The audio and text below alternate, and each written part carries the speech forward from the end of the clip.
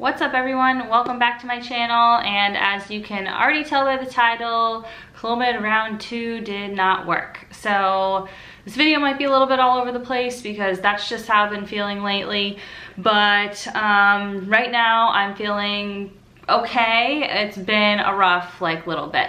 So basically on 9 DPO I started spotting, and on 10 DPO I started I got my full period. So a couple things with that. One, the time it took from when I ovulated to when I got my period was way too short, and Clomid is supposed to make that longer, and last time I took it, it did, and this time it didn't do anything with that.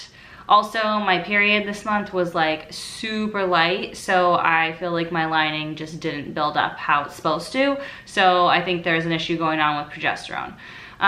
So that's kind of what went wrong, I think. On top of that, I am taking Clomid again already because that cycle ended, my period started, and then on cycle day 5, you start taking Clomid. So I am cycle day 6 today. I'm taking my second dose of Clomid tonight. And I'm not feeling super great about the plan for this month, but I'll tell you what my doctor said, and I'll tell you what I'm gonna do next month. So one, I called my doctor when I got my period and was like, it was way too early, you know, something's wrong, we need to do something different next month, I don't know what we need to do. And she had told me that Clomid is a treatment for luteal phase defect, when your cycle after your ovulation and starts too soon. So I assumed she was gonna say two things. One, that we need to up the dose of Clomid because it's not helping the luteal phase defect enough. And two, we need to give you a progesterone supplement for after you ovulate, and that way that, you can have some help with progesterone, because that's part of what the problem is. And she said one of those things. She said we're gonna do the progesterone supplement. So I'm glad we're doing something different next cycle, but she said to take the same dose of Clomid. And it's actually the nurse that I talked to, and I was asking her questions, and she was like, no, Clomid has no effect on luteal phase, and I was just like, well, but the doctor said it does. And this is a struggle I've been having. I don't know what you guys do, but I can't go into the doctor for an appointment every time I have a question, but when you call, you just get the nurse, you don't talk to the doctor. And I guess I can request to talk to the doctor, but my doctor is at this massive hospital where they have so many patients, and I just don't feel like they're as accessible. It's not like some little local clinic. So I don't know, what do you guys do with that? If you want to ask the doctor questions and you're not able to get through, how do you deal with that? Comment below, because I don't know, am I being annoying? Am I trying to am I not trusting the nurse? But the nurse has given me wrong information on several occasions. If anybody's been watching my videos for a while, that I've had issues with this nurse. So that's kind of what we're doing this cycle. Also, I decided after that nurse was like, oh no, it's not the luteal phase defect, doesn't get affected by Clomid. I'm like, it's not exactly opposite of what the doctor said. I decided I'm switching doctors. So I'm going to a different doctor within the same group. She's in a different location, and she specializes more in hormonal abnormalities, whereas my doctor, I think her specialty is robotic surgery or something like that. So I'm hoping that that will be helpful. To have a doctor that's more specializes in what I have going on. I think she does, at least. And so they're able to get me in really quick, actually. That appointment is a week from tomorrow. Yeah, that appointment's a week from tomorrow, so that was cool that they could get me in so quick, and hopefully my experience with her will be better than my experience with my current doctor. I really don't know how it could get a lot worse, because there's been so many things that I've been unhappy with my current doctor. So I think it'll probably be just the same, or hopefully better. So some questions I have for her are what is the how effective is progesterone supplements? What should I expect? What are the side effects? Do I need to up the dose of Clomid? How does Clomid affect luteal phase defect, and how is it used to treat it? Are there other medications I should consider taking, like Femara, or doing a trigger shot, or doing progesterone injections versus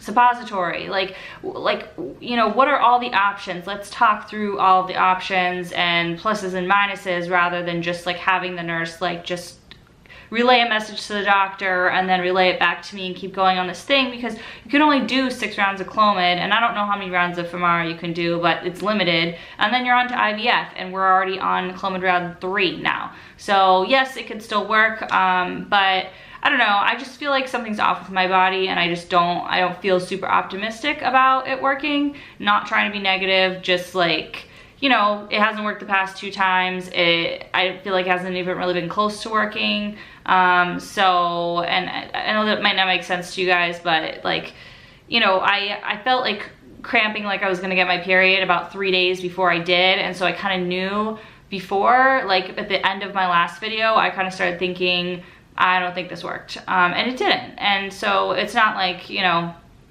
whatever. I'm all over the place a little bit, sorry.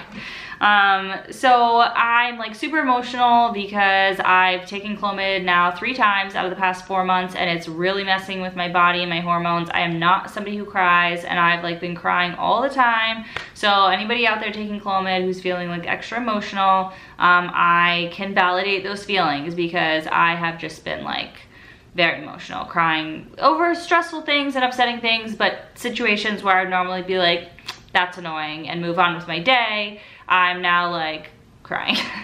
So what else is going on? So I will be doing progesterone supplements starting on 3 DPO this month, and I'm hoping that I ovulate around the same time for 2 reasons. One, my husband's gonna be out of town on cycle day like 12 to 15, so if I ovulate in the normal time when people do, then he'll be gone then, but it is what it is. And also the progesterone prescription has to come in the mail because I can't get it from my normal pharmacy, so it's being delivered like the Saturday, a week from Saturday, so that'll be like cycle day like 18 or something. What will that be? Cycle day 16, so you know, hopefully that will, I won't ovulate early this month, because that would throw everything off, but you know, we'll see what happens. I decided like every month that it doesn't work, I need to like give myself a little pick-me-up. So what I did this month is I ordered a face mask online, and it's a face mask that has chemicals in it that I don't know if they're okay for pregnancy or not, but I'm not gonna risk it if I was pregnant. But if I wasn't, I was going to do the face mask because my skin has been like pretty good but not great, and like now summer's here and I want it to be able to like go outside, go to the beach, and not have to like feel like I have makeup on all the time. So I did get this face mask, and I'll show you guys. I don't know if you guys can see it. It's this Glow Recipe. I got it from Sephora. I forget how much it was. I think it was like $12 or $18. They have a giant one, and then they have this little one, and it's just this little jar, and it smells amazing. It smells like watermelon Jolly Ranchers, like exactly like that. And so when you put it on, you just feel like you have a face full of watermelon Jolly Ranchers, and you can use it as like a 10-minute mask, or you can sleep in it.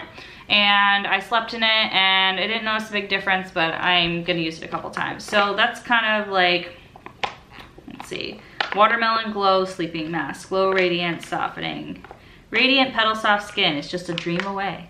So anyway, I'll let you guys know if it's anything special, but just something like to treat myself because I wanted to, and make myself feel better and have something to like look forward to. Okay, if it doesn't work, then at least I can have this as like a present to myself. So anyway, that's what's going on with that. I don't know what else to say. I just, like, it's just been rough. Like, I just, you know, getting further into the infertility treatments, you're just like, okay, is it gonna work? Is it gonna work? And then you get, the further along you get, I feel like the closer we are to IVF. And like, IVF is great. I'm so glad it's an option, and it's, some people have to do IVF, and we might be one of them, but like, I really don't want to. I really don't want to. I just want to get pregnant.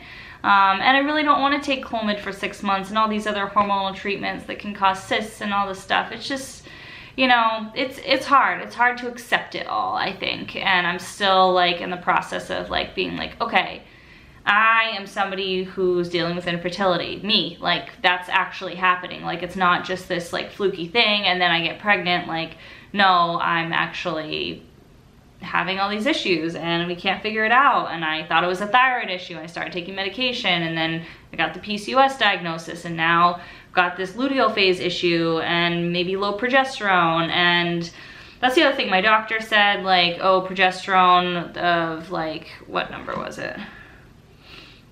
I'm not even gonna look. My progesterone number, they tested 7 DPO. She's like, oh, that's not a good indicator of having low progesterone. But then, like, I told her my period's been coming early and she said, oh, well, we have to get the actual numbers and test you. And so I went into for all these labs and then they saw, oh yeah, you're right. Your luteal phase is too short. So now we'll give you a progesterone supplement. And I'm kind of just like, I knew this was going on and I wish they would have just listened to me and given it to me from the beginning. But then at the same time, like, you know, they can't just listen to what their patients say because not everybody knows, and wouldn't necessarily have been right. I just happened to be right in this case. And the other reason why I'm not feeling super optimistic is I did a bunch of reading about progesterone supplements and I've read that like they really don't do a whole lot necessarily. So they don't increase your chance of pregnancy from what I've read. So everybody's body's different, it affects everybody different, but I'm just feeling like this is not the answer necessarily. So I'm excited to be going to this new doctor. It's nice because she's within the same practice, and so I don't have to send all my records of everything over again, and maybe she'll have like some better information, and just be a little more like, know what's going on with my particular diagnoses. I've noticed I've had a lot of lower back pain, and I have lower back issues anyway because I have scoliosis, but I just have noticed like really low back pain, like not where I normally have it, I've been having lately. So I think it's related to the different treatments that I'm doing. I don't know if that's where, like, I don't know what's causing it, but just something else that's been going on to add it on top of everything.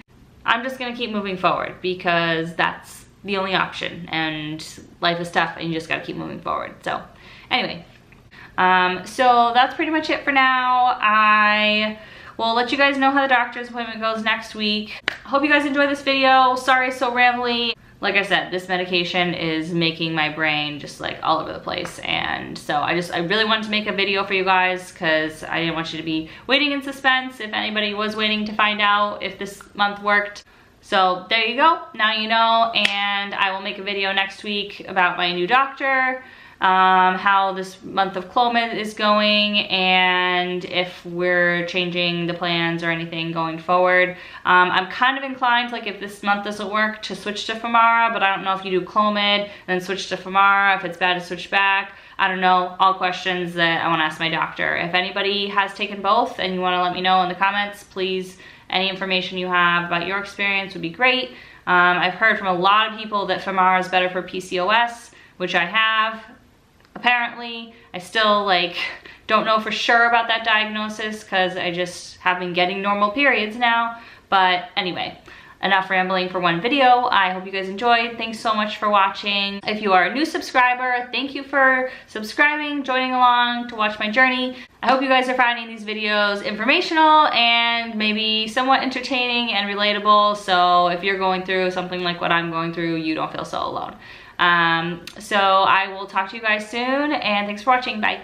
Oh, and one other thing that I got for myself is this shirt I got from Target yesterday. It's so comfy and soft, and I have really long arms, as you guys can probably tell, and it is nice and long. It doesn't have arms that are too short, because so many times I buy things that are the right size and the arms are like this. So anyway, hope you guys have a good one. Talk to you soon. Bye.